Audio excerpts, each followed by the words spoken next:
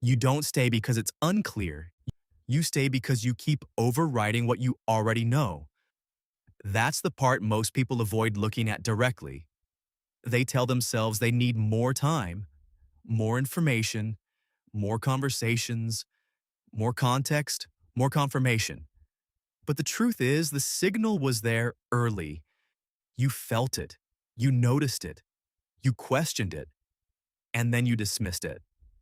Not because it wasn't real, because acting on it would have required change. And change introduces uncertainty, and uncertainty feels uncomfortable. So instead of acting, you stayed. You saw it early. It didn't start confusing, it started to become obvious, not dramatic, not extreme, just clear enough to notice.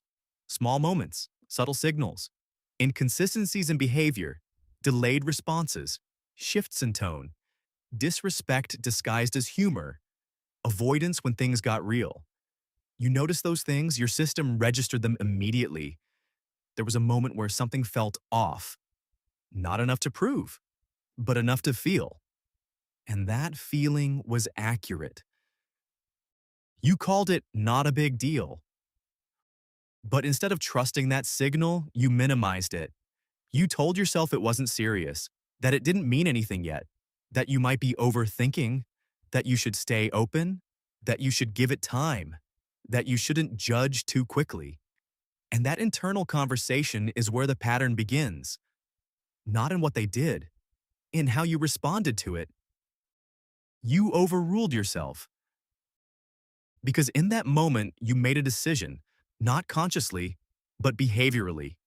You chose to override your own perception. You chose to ignore the signal. You chose to delay action. And that decision set the tone for everything that followed. Not because the situation changed, because you did. Tolerance is a decision. Tolerance isn't something that just happens. It's something you practice. Every time you stay in something that doesn't align, you reinforce that behavior. You train yourself to accept what you previously questioned, not because it improved, because you adjusted. You think you're waiting for clarity. Most people believe they're waiting for clarity. They think they need to understand it fully before they act. But that's not what's happening. They're waiting for certainty, for something undeniable, something that removes responsibility, something that makes the decision obvious so they don't have to make it themselves. Clarity was there. But clarity doesn't arrive loudly. It doesn't announce itself.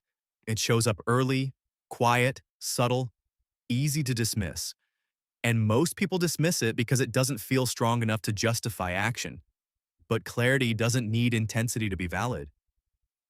You keep negotiating with reality.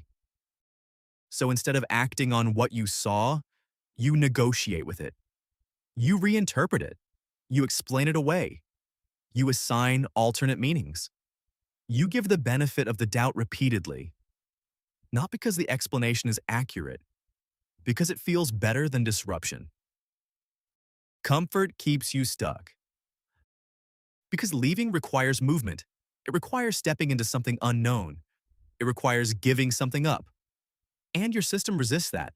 It prefers what is familiar, even if it's not ideal. You adapt instead of leaving. So instead of leaving, you adapt.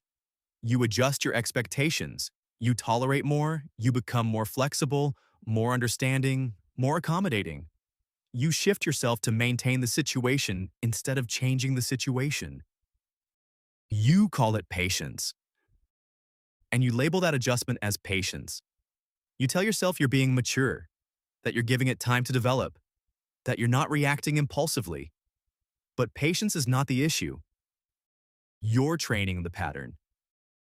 Because every time you tolerate something that doesn't align, you reinforce it. You send a signal, not just to the other person, to yourself, that this is acceptable, that this is something you will stay in. You teach people your limits. People don't learn from what you say.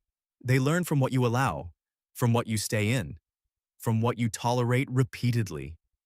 Your behavior defines your boundaries more than your words ever will. Your standard drops quietly, and over time, your standard shifts. Not all at once, gradually. What once felt uncomfortable becomes tolerable. What once stood out becomes normal. Not because it changed, because your threshold did. Familiarity starts to feel safe. And that's where familiarity takes over. You don't stay because it's good. You stay because it's known, because it's predictable, because it doesn't require adjustment. You become attached to the pattern. You become attached to the pattern itself, the cycle, the rhythm, the emotional familiarity. Even if it's inconsistent, even if it's frustrating, it's still known. You keep hoping it will change. So you stay, you wait, you hope. You believe it might improve, that things might stabilize, that it might become what you expected it to be. But the pattern is consistent. But patterns don't change through waiting, they repeat through inaction. And if nothing changes behaviorally, nothing changes structurally. You normalize what you once questioned. So what once stood out fades into the background. What once felt wrong starts to feel expected. Not because it improved, because you adapted. You lose clarity over time. And over time, your clarity fades. Not because it disappeared, because you stopped using it. You replaced it with tolerance. Your internal signal weakens. Your internal signal doesn't disappear, it just gets quieter. Because you've taught yourself not to respond to it. You stop trusting yourself. That's the real cost, not just the situation, the loss of self-trust. Because every time you override yourself, you weaken your response system. You think you need more proof. So you wait for more evidence, more confirmation, more justification, but you already had enough. Enough was early. Enough was in the beginning. In the first moment, something felt off. That was the signal. You didn't need certainty.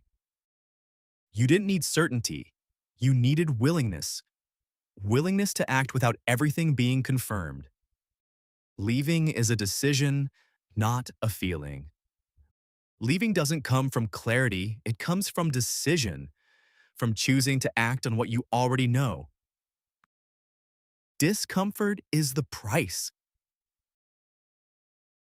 And that decision comes with discomfort, with uncertainty, with loss.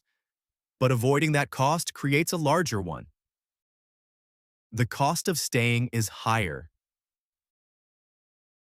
Because staying costs you time, energy, clarity, self-trust. And the longer you stay, the more expensive it becomes. You're not stuck. You're staying. You're not stuck. You're staying. There is a difference.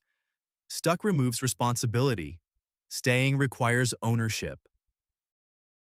Ownership changes everything. And ownership shifts everything. Because the moment you recognize that you are choosing to stay, you also recognize that you can choose differently. You don't need more time. You don't need more time. Time does not create clarity. Time delays action. Walk away when you see it. You saw it early. You felt it early. You knew it early. The only thing missing was action. And once you stop overriding yourself, everything changes. You don't wait. You don't negotiate. You don't explain it away. You respond. You act. You leave when it's clear, not when it's unbearable. Thank you for watching. This is MindStickz.